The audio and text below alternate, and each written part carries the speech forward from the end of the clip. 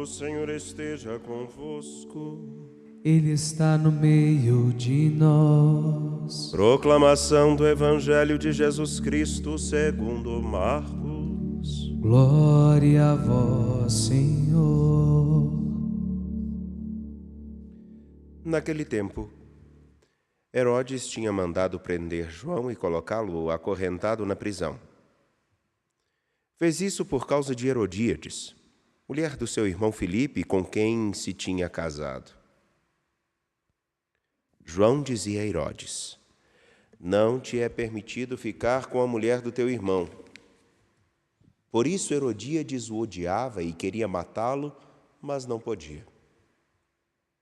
Com efeito, Herodes tinha medo de João, pois sabia que ele era justo e santo e por isso o protegia. Gostava de ouvi-lo, embora ficasse embaraçado quando o escutava. Finalmente chegou o dia oportuno. Era o aniversário de Herodes, e ele fez um grande banquete para os grandes da corte, os oficiais e os cidadãos importantes da Galileia. A filha de Herodíades entrou e dançou, agradando a Herodes e seus convidados. Então o rei disse à moça: pede-me o que quiseres e eu te darei. Ele jurou dizendo: eu te darei qualquer coisa que me pedires, ainda que seja a metade do meu reino. Ela saiu e perguntou à mãe: o que devo pedir? A mãe respondeu: a cabeça de João Batista. E voltando depressa para junto do rei, pediu: quero que me des agora, num prato, a cabeça de João Batista. O rei ficou muito triste, mas não pôde recusar. Ele tinha feito juramento diante dos convidados. Imediatamente, o rei mandou que um soldado fosse buscar a cabeça de João. O soldado saiu, degolou na prisão, trouxe a cabeça num prato e a deu à moça. Ela a entregou à sua mãe. Ao saberem disso, os discípulos de João foram lá, levaram o cadáver e o sepultaram. Palavra da salvação. Glória a vós, Senhor. Caríssimos, hoje, com o santuário fechado diante da necessidade de uma manutenção na rede de alta tensão que passa pelo santuário, os trabalhos estão correndo bem, nos encontramos para celebrar a Eucaristia e nos lembramos da memória do martírio de João Batista. Eu fico imaginando, se Padre Felipe está nos acompanhando agora, ele deve estar falando assim: mas hoje é memória, por que o Padre Wagner está cantando? Se eu bem conheço. Provavelmente. Mas o porquê? É uma memória com tom de festa.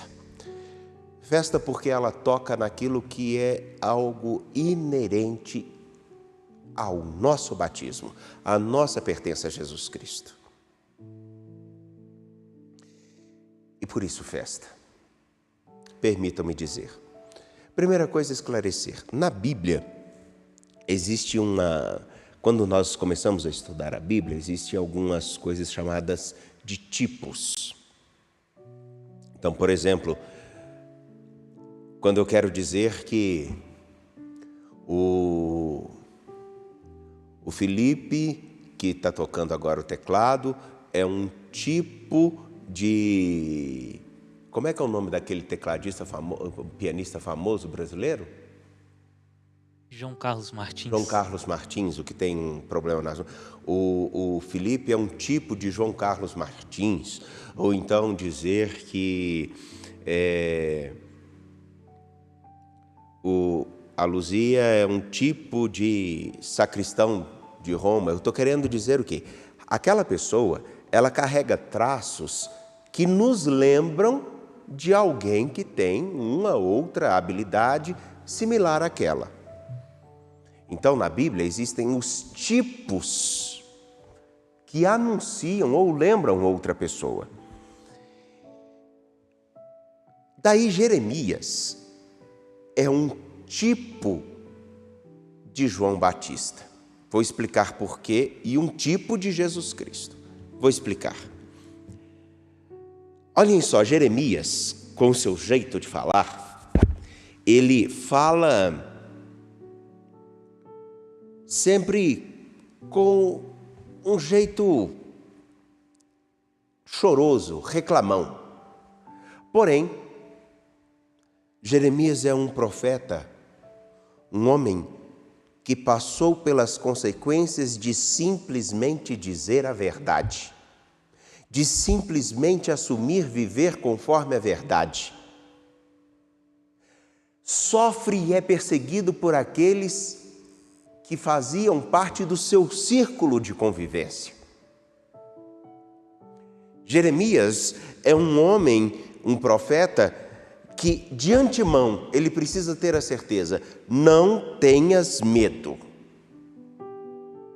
porque senão te farei tremer na presença deles. Essa expressão do capítulo 1, versículo 17, ela é muito forte. E eu vou explicar o porquê. Quando nós já começamos a assumir uma missão, uma tarefa, com medo, nós começamos a encontrar inúmeros motivos para não cumpri-la.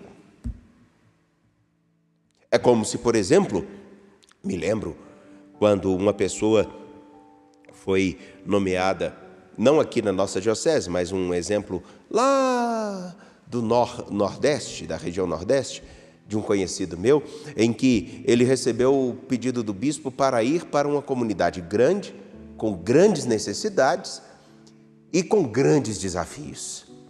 Inclusive lidar com alguns políticos que queriam fazer da sua paróquia um curral eleitoral. Ele então já ficou com medo, e com o medo ele já achou inúmeros motivos para não ir. No medo nós achamos inúmeras justificativas para não fazer uma coisa. Isso pode dar errado, isso pode ser um problema. Pode. Jeremias, se fosse olhar pelo medo e por aquilo que deveria falar, ele entraria numa situação onde encontraria inúmeros motivos para não realizar a sua tarefa, a sua missão. É por isso, não tenhas medo, porque senão eu te farei tremer na presença deles.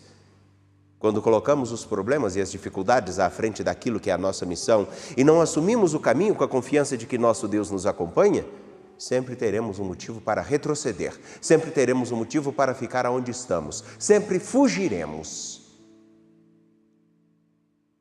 E Jeremias é muito bem exposto, um protótipo para cada um de nós.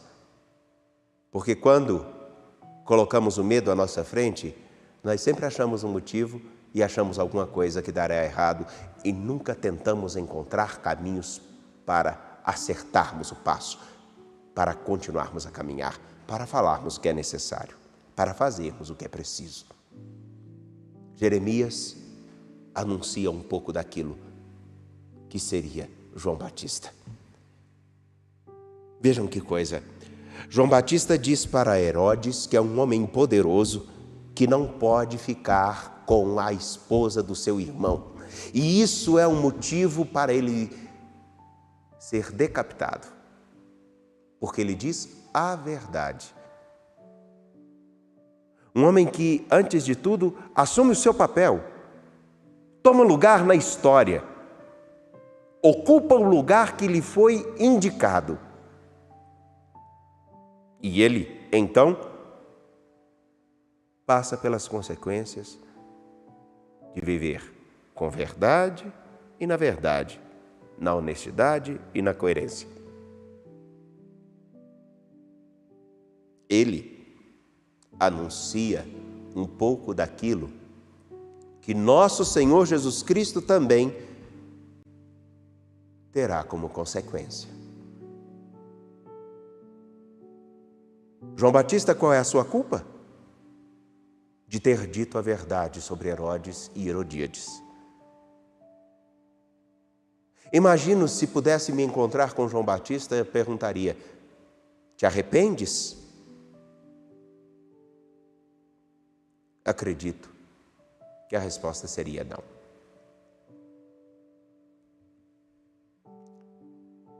E Jesus? Jesus, qual a consequência de sua caminhada? A morte, e morte de cruz. Qual a causa de sua condenação? Ter feito o que deveria ser feito.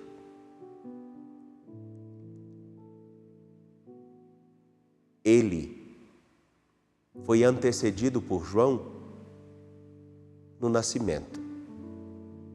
É antecedido por João na morte.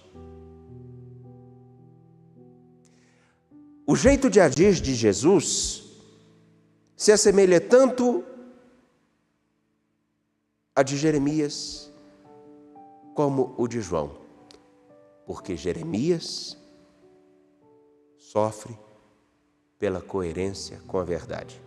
João sofre pela coerência com a verdade e Cristo morre pela coerência de viver a verdade. Então, Jeremias é um tipo de Jesus Cristo. João Batista é um tipo de Jesus Cristo, de Messias.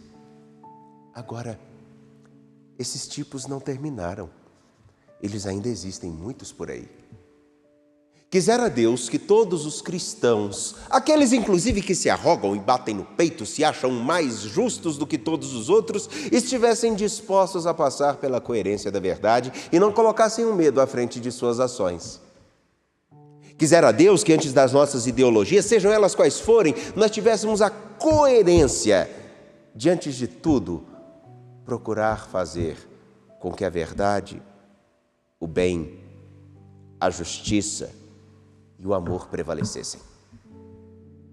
Sim, longe de qualquer ideologia, porque quando nós colocamos as nossas ideologias ou os nossos interesses à frente, nós já bagunçamos tudo. Meus caros, minhas caras, quando eu disse que toca intrinsecamente em algo que nós recebemos no batismo, é porque todos nós, sem exceção, pelo batismo, somos chamados a sermos profetas. E profeta não é aquele que fica vislumbrando o futuro e falando do futuro, mas é aquele que olha com bastante atenção o presente, percebe os desafios do presente e se compromete em falar e viver conforme a verdade, a justiça e o bem.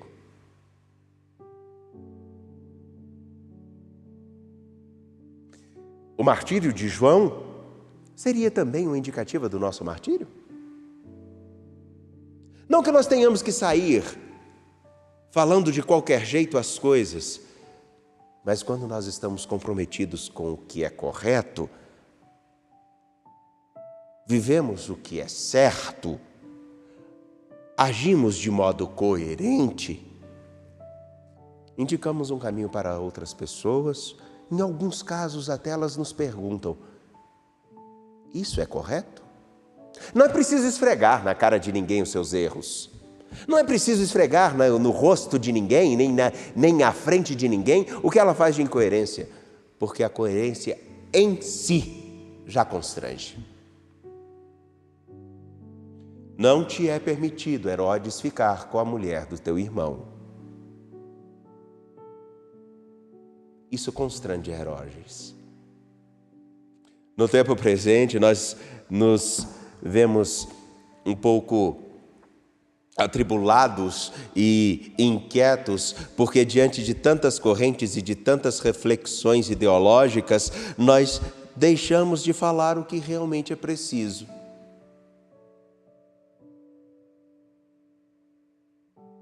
E viver conforme é preciso. Dar a vida por Jesus Cristo não é simplesmente ter o peito rasgado ou a cabeça decapitada. Não é sermos flagelados e nem muito menos sermos insultados. Pode inclusive não chegar a esse ponto.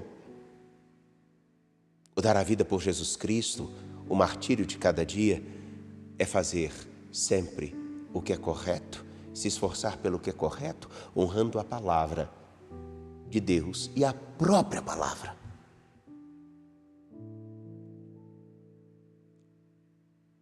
É ter a coerência de olhar para aqueles que estão ao nosso redor e não só como objetos, ou tão simplesmente como alguém com quem eu posso conquistar alguma coisa. É não deixar-se vencer pelo medo. E o maior de todos os medos é o de sermos deixados de lado, rejeitados. Percebam o esforço que nós fazemos para termos pessoas ao nosso lado. Percebam o como nós nos preocupamos com o que os outros pensaram de nós.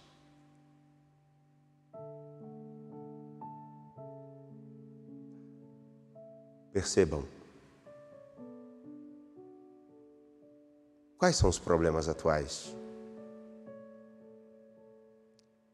É o de termos medo de que nossa imagem não seja vista adequadamente. Não é à toa que, por exemplo, nas redes sociais, eu acho hilário, tem de tudo nas redes sociais. Todo tipo de oferta, todo tipo de fala, todo tipo de imagem.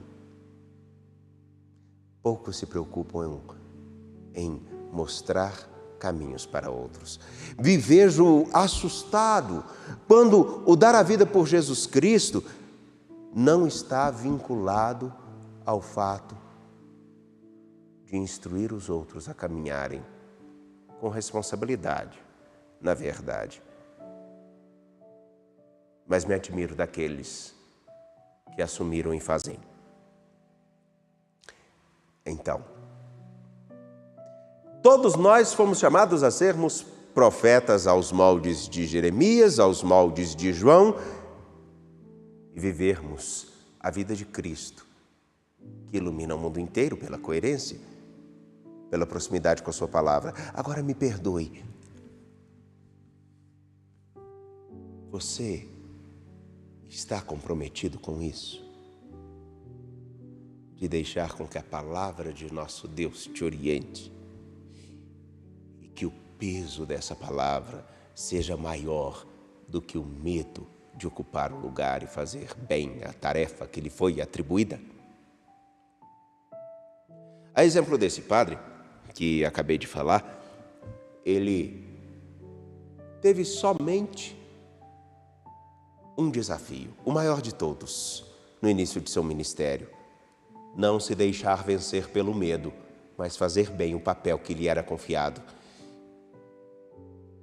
E porque não colocou o medo à sua frente, fez um grande bem a grandes pessoas, a um grande número de pessoas. Ele fez o seu papel. Um profeta é aquele que fala conforme a verdade e não tem medo de fazer o que é necessário. Não é aquele que fica esfregando os erros dos outros no rosto dele, e também não é aquele que fica falando de qualquer modo em qualquer lugar. É alguém que, em primeiro lugar, assume a coerência de dar passos significativos, comprometido com a verdade e com o bem.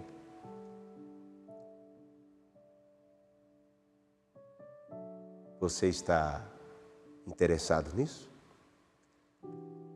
Nós precisamos ser também um tipo de profeta no tempo presente. E não precisamos ser adivinhos do futuro. Basta vermos o modo com que caminhamos ou que os outros estão caminhando ao nosso lado e um pouquinho de bom senso, perceberemos: isso não vai dar certo. E aí, só para fazer uma chacotinha, assim, com todo respeito, mas chacota no sentido de uma brincadeira. É igual aquela moça que vira e fala assim: isso eu escutei de um amigo meu, esse final de semana, dizendo assim. Uma moça virou para assim: padre, O César que vai gostar dessa história. Aqui, César. Padre, eu encontrei um homem muito bom, um rapaz bonito, inteligente, nossa, simpático. Ele só tem um problema, ele de vez em quando bate na mãe dele. De vez em quando ele bate na mãe dele. Aí esse camarada virou e falou assim: minha filha, por favor, case logo com ele. Essa senhora precisa de sossego, porque ele terá outro saco de pancadas. Não é preciso ser profeta para perceber o modo com que as pessoas estão vivendo e que fará para elas, que trará para elas um caminho de tristeza. Precisa. Se um rapaz é capaz de bater na mãe, o que ele não fará com a sua esposa e seus filhos? Não é preciso ser muito inteligente nem ter dons sobrenaturais para perceber o modo com que caminhamos e que pode ser o motivo de nossa ruína. Como você dá os seus passos.